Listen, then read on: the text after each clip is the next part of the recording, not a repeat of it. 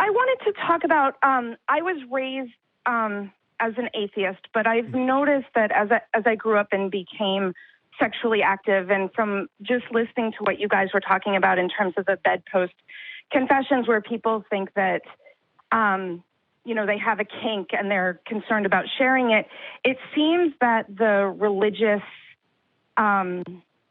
ideas of purity and virginity and being sexually, not just sexually pure, but just being what I would consider sexually inhibited due to religious overlays seeps into the secular culture or secular teaching regarding sex in terms of you shouldn't have sex too early and you should do it a certain way and it should be. And I wondered what you guys thought about that and how, when talking to younger people, I'm a nurse practitioner, and talking to young teens and that kind of thing, how we can enforce sex positivity and not let the purity culture kind of seep into our thoughts about what is and isn't okay regarding sex. Yeah, I hear that. And I think I would definitely say that purity culture or slut shaming or these different things aren't just a side effect of religion so much as they are about control, about judgment, about in-group, out-group thinking. And religion often serves to sort of codify those rules and to lock them down into like a unified system and make them maybe more powerful in a lot of ways, and then also communicate them to like a large group. So that is a huge concern, and it's one of the really damaging side effects that a lot of people have experienced by being overwhelmed by religion. That being said, I do think that it's, I don't want to say natural, but maybe human to judge other people, to be controlling of other people, to be looking to dominate other groups of people, and to be always looking for reasons to... Judgy McJudgerson? Yeah, think of yourself as better than. We're always, I think back to Dr. Seuss and the Sneetches. Like, how many stars is the right number of stars? Whatever number I have is the right number, and whatever gender I am should be the dominant one. And, the old joke is that how much sex does it take to become a sex addict? However much you're having just has to be more than what your therapist is having. I was about to say, how many licks does it get? Yeah, how many licks to the center of a Tootsie Pop?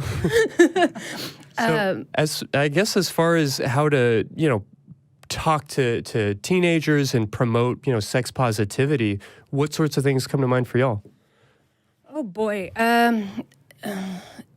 Because it's so pervasive in our society and in our culture, I would just say starting, not just at the teenage level, but starting early, keeping that door open, making it so that it's not something to be squeamish about or something to be ashamed of talking about. Starting to have those conversations. There are different levels of conversation that you can have at different ages. You can have the beginning, the beginner sex talk with kids as young as 4, just getting them used to the terms of their body and their different parts and the names for those parts.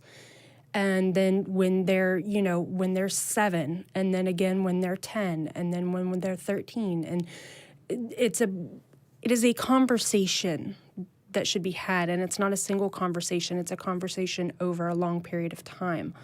Unfortunately, I think once you reach a certain age without having that conversation, it becomes much, much more difficult to open that door. It's not to say that you can't, it just is to say that it's much more difficult. So start early would be my suggestion.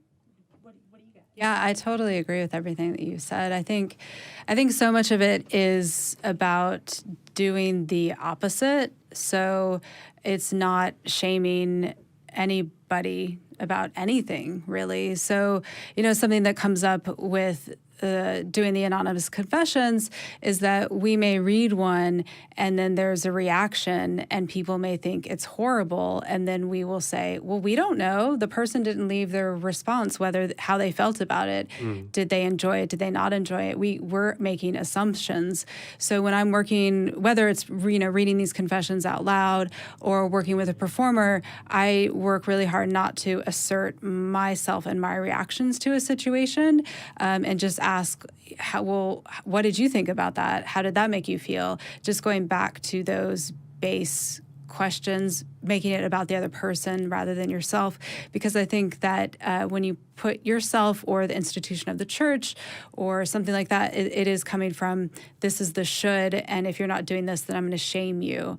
And so just elevating it from without shame, that number one is the first step to anything. And that starts at an early age, not shaming about giving the actual names of body parts. Right. Yeah, learning body autonomy and, this reality that your body belongs to yourself. And maybe also putting some more realistic porn out there would not be a bad idea. Because let's be honest, if you have gone without that conversation until you reach a certain age, where are you going for your sex ed? You're going to porn. Sure. Yeah. Sadly. So maybe let's get some more educational, more realistic porn out there. There is actually a lot of great feminist porn out there. There is, but I would say it's more about, can we just even get some sex education in school? Yeah, absolutely. That too. Yeah. Yeah. I mean, and what kid is really going to be typing in feminist porn? Right. They're not going to Lust paying Productions. for it. They're going to Pornhub. Yeah. I understand what you're saying. I just wanted to give a shout out to my feminist porn. Hey, Yes. definitely appreciate that. And Marissa, I definitely want to hear a little bit more from, I guess, where you're coming from. But I would also say, if you are talking about specifically how to work with people in like a professional environment, how to ask like medical history questions and things like that, I think a lot of it is in providing options that feel even. You're talking about the like the institutional pressure of, are you doing this, yes or no? There's sort of that like looking down angle.